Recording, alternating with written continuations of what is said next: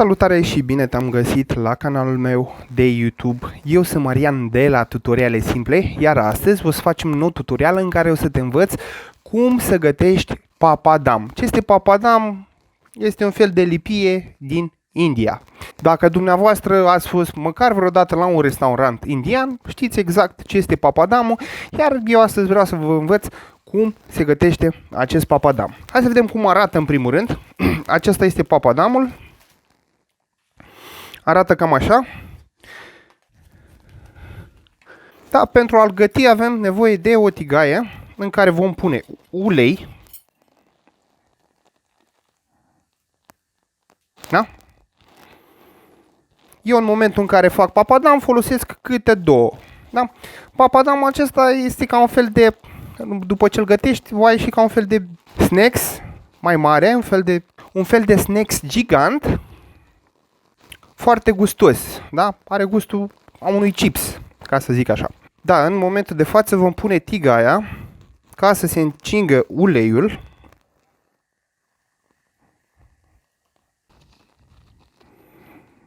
Chiar în momentul de față, în momentul în care uleiul nostru s-a încins, noi vom pune papadamul să-l facem. Nu uitați că aveți nevoie și de două linguri. O să vedeți de ce.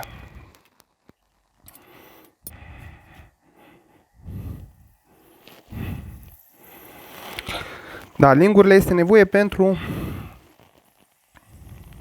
a presa acest papadam în momentul în care îl gătim, da? Și pentru a putea întoarce.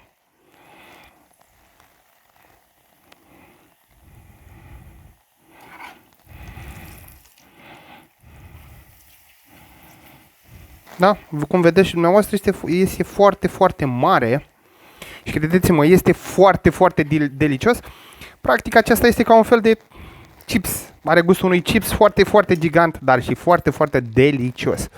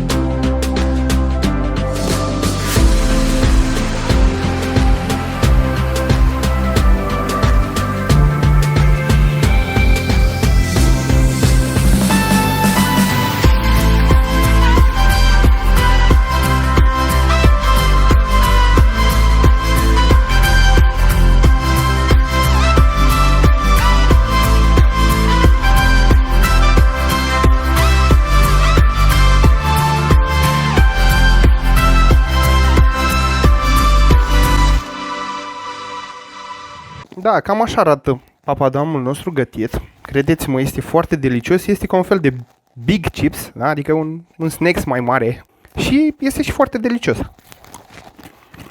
Și foarte crocant în același timp.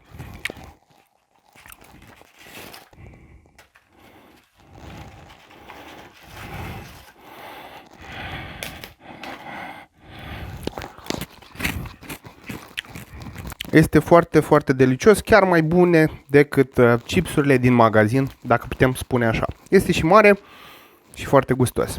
Cam atât a fost și cu acest clip. Cu tine a fost Marian de la Tutoriale Simple. Nu uita să distribui, să lași un like și să te abonezi la cel mai tare canal de tutoriale din România. Nu uita să devii membru, deoarece mă ajută foarte mult, iar până data viitoare, numai bine și aveți grijă de voi!